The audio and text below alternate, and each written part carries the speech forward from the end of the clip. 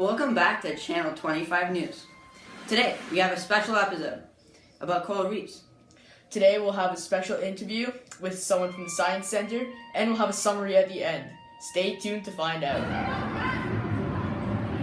Hello, and welcome back to Channel 25 News. Today we have a special guest from the Science Center. Jenna, how are you today? I'm good, thank you. How are you? I'm great. So we have a couple questions about regarding coral. Sure. So let's start it off. How do rising waters and rising temperatures affect coral? Well, coral reefs are very delicate systems. They're you really rely on a lot of factors to make sure that they work. So if you have, first of all, increasing temperatures, corals need a certain temperature to be able to live. If you get increasing temperatures, a lot of things happen. Sometimes corals will just give up, and that's when you get coral bleaching. So they'll get rid of everything that keeps them alive, and then they die. So that rising temperatures are really bad. Rising waters, they can accommodate a little bit, like with the changes in water, because they're already living in the water, so they can pretty much accommodate changes in the rising water levels. But you don't want to get to have too high water levels, because then you start to run out of light that can get down to corals, and they need light to survive as well. So we're back on Channel 25 News. So we just have a couple more questions here. So what can the government do to protect these reefs, such as overfishing? It's tricky because reefs don't tend to abide by countries' boundaries, so we really have to work together to make it work. A lot of the times as well, it's really important to engage and get the public involved, because I've been out on the reefs before when I've been on a boat, on a tourist boat, and we've seen people illegally fishing, and they've said, well, we're not, no point in telling the government because it'll take too long to get out here. By the time they're here, they're gone. So you have to be really careful with this sort of stuff, and you also have to be really engaged and really actively trying to stop that sort of thing. Overfishing is really bad for the reefs, and also tearing down mangroves and shoreline as well to build condos and stuff like that, also really bad. So you want to keep the shoreline as intact as you can. How do humans affect coral reefs in other ways?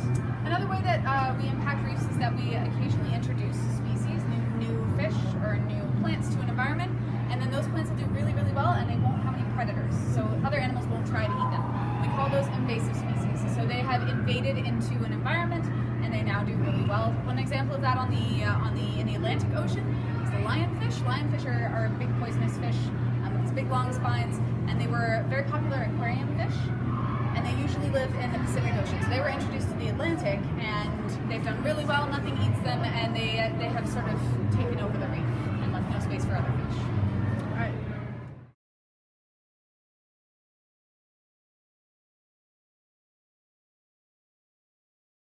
We have behind us here, this tank is, it's sort of a reef system, so it's got a whole bunch of different species in it. We've got a bunch of fish. You can see a clownfish down there, one of the very popular ones, and a couple little triggerfish.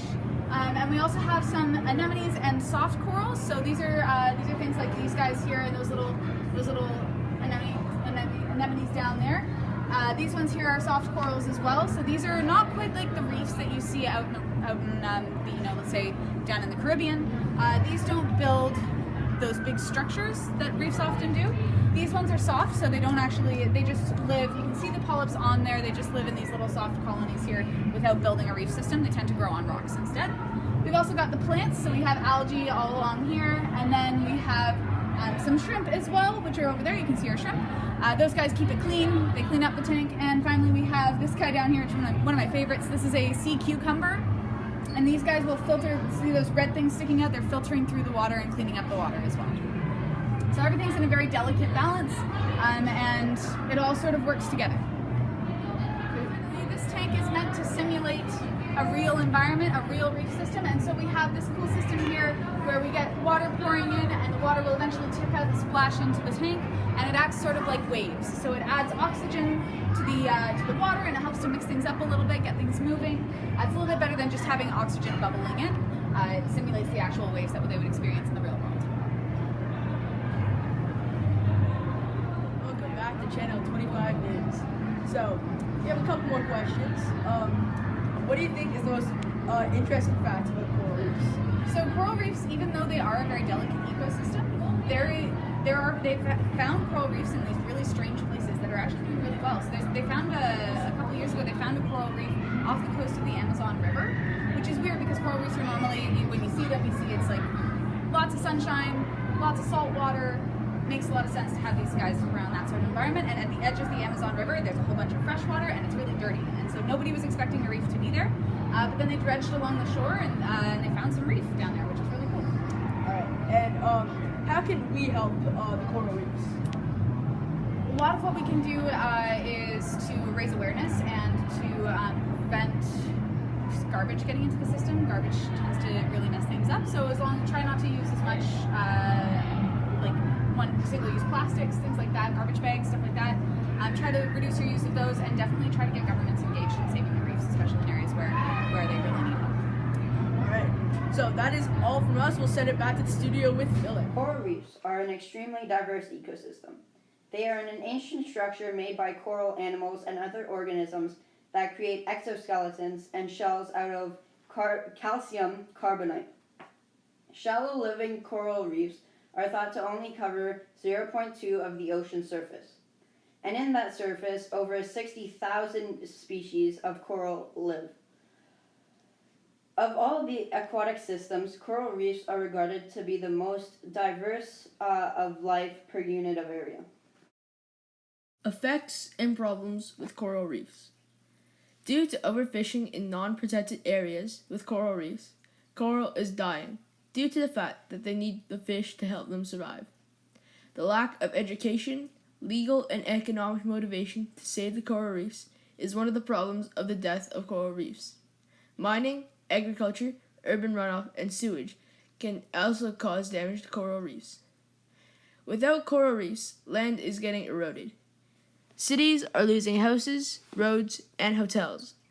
Coral reefs are very sensitive to change in their environment and have been affected by mass extinction because of climate change. Urban development on the coast destroys the natural filtration system of coral reefs. Poorly regulated tourist activities, aquariums, fish and coral trade, and boat anchoring in coral reefs can cause a lot of damage to coral reefs. Coral dying from oil spills. Researchers were relieved to think that the Deepwater Horizon oil spill in the Gulf of Mexico wouldn't come with any long-term effects.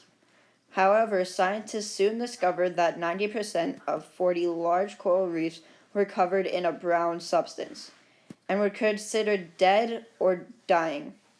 Some of the effects of the oil spill had on the distressed coral were tissue loss, excel mucus production, and under the layer of covered oil left behind, bleach killed coral. The Great Barrier Reef. The Great Barrier Reef is located on the northeastern coast of Australia. The Great Barrier Reef is the largest structure made by a living organism, including humans. Animal life is everywhere in the Great Barrier Reef. Some animals, including crabs, worms, fish, algae, and many more. However, rising water temperatures have caused the greatest loss of coral recorded to date. A solution to the problem. A large part of the problem is overfishing. Fishermen have no respect for the betterment of the coral reefs and are destroying the entire ecosystem of the coral reefs. People have to be educated about the coral reefs that are dying.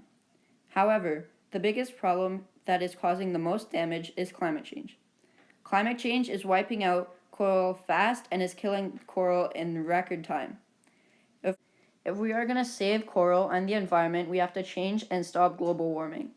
We could put regulations on how many tourists dive and spearfish. We could also ban anchoring boats in live coral reefs. The government of countries who border coral reefs should put limitations on urban development on the coast of coral reefs. The governments could also put limitations on fish and coral trade for aquarium use.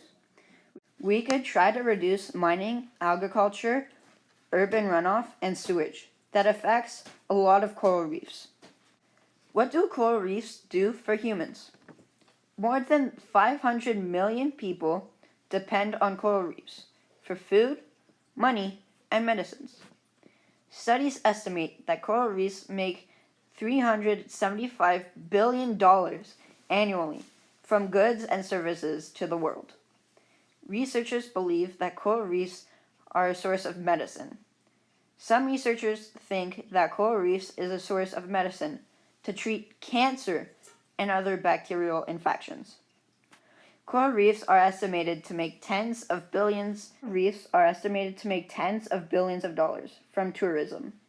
Coral reefs minimize ground erosion on coasts and also shelter cities from storm waves. Thank you for watching this episode of Channel 25 News. Hope to see you in the next one.